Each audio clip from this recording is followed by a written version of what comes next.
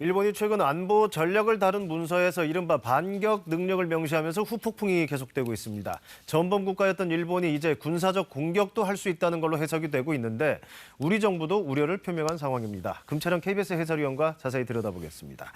자, 일본의 이 반격 능력이라고 표현이 되고 있어요. 먼저 이걸 왜 주장하고 있는지부터 설명이 필요할 것 같습니다. 한마디로 정리하면 일본이 보기에 정세가 엄중해졌다. 네. 일본 주변 정세가 엄중해졌다. 이렇게 설명을 하고 있고요. 구체적으로는 우크라이나 전쟁도 들고 있습니다만 네. 중국의 군사대국화와 북한의 핵과 미사일 도발을 들고 있다. 이렇게 네. 볼 수가 있겠습니다. 하지만 그 반격 능력을 구체적으로 누구를 상대로 쓰겠다. 이런 언급은 하지 않았습니다. 다만 북한에 대해서는 중대하고 임박한 위협이다. 이렇게 표현을 했고 중국에 대한 표현 수위가 다소 강해졌습니다. 네. 중국은 지금까지 없었던 최대의 전략적인 도전이다. 이렇게 규정을 했습니다. 네. 따라서 중국과 북한 두 나라의 최근 행보를 염두에 두고 안보 문서 개선을 한 것이다. 이렇게 볼 수가 있겠습니다. 네. 아베 정부에 이어서 기시다 내각도 전쟁 금지를 명시한 평화헌 헌법 구조를 개정해야 된다라는 입장에 찬성하는 입장인데요. 그렇죠. 중국의 군사력 강화, 북한의 미사일 도발이 계속되는 상황에서 이를 명분으로 삼은 것은 분명해 보입니다. 명시하진 않았지만 사실상 북한 중국으로 해석이 된다. 그래서 지금 북한 중국이 반발을 하고 있고 우리 정부도 좀 우려 입장을 내놓긴 했는데 구체적으로 그 내용 중에 어떤 부분이 문제가 되고 있는 거죠? 이번에 여러 가지 눈여겨볼 부분이 있습니다만 안보 문서 중에 이른바 원거리 타격을 의미하는 스탠드오프 조항이 자세하게 명시된 것을 한번 스탠드오프요. 네, 그렇습니다. 원거리 타격 능력이다. 이렇게 해석을 할 수 있겠습니다. 네. 이것에 대해서는 원거리 타격 능력이 도대체 어느 시점에 발휘되느냐에 대해서는 언급이 없었습니다만 네.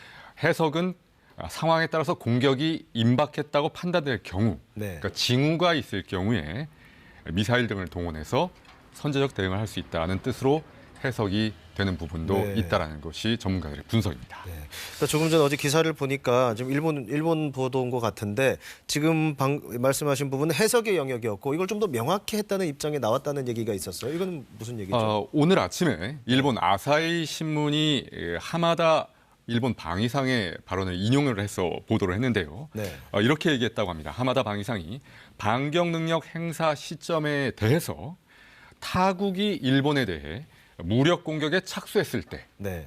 그때 반격 능력을 행사할 수 있다. 이렇게 시점을 좀 더 구체적으로 말했다는 보도를 내놨습니다. 네.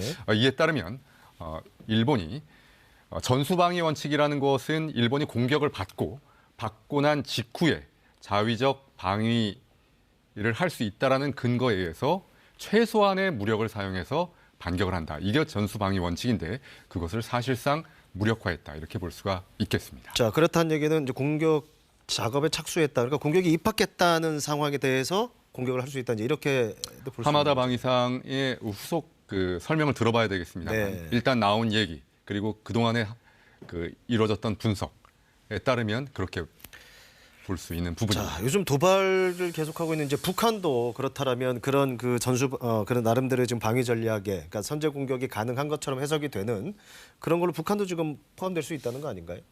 그렇게 볼 수가 있겠습니다. 일단 연일 북한의 미사일 도발이 계속되는 상황에서 네.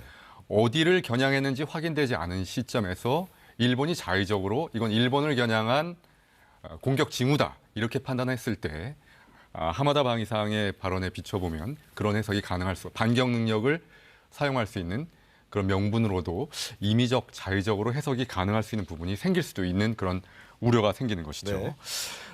그렇기 때문에 지난 16일에 일본 정부가 방위문건 개선 내용을 발표하자마자 외교부가 한반도 안보 및 우리 국익에 중대한 영향을 미치는 사안은 사전에 우리와 긴밀한 협의 및 동의가 필요하다. 이런 입장을 표명을 했었던 것이죠. 네. 아시다시피 우리 헌법에 대한민국의 영토는 한반도와 부속도서로 규정을 하고 있습니다. 그렇죠. 일본과 북한은 현재 수교한 상태가 아니죠. 따라서 외교적으로 한일 관계를 고려했다면 일본이 최소한 한국과의 외교적 문제가 일어날 수 있다는 사실에 대해서 후속에 협의할 수도 있다라는 정도의 언급은 있었을 법한데 네. 당일에 전혀 없었습니다.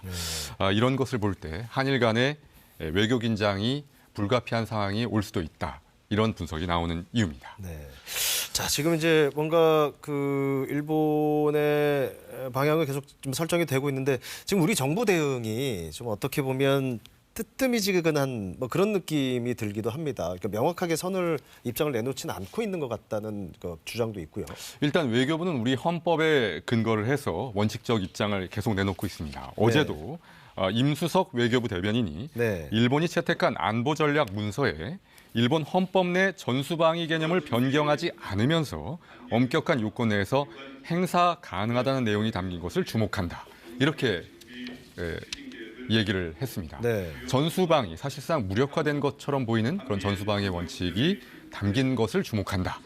이렇게 표현을 한 것은 그만큼 일본에게 평화협정의 틀을 넘지 말 것을 우회적으로 주문했다. 이렇게 해석이 가능한 부분인데요.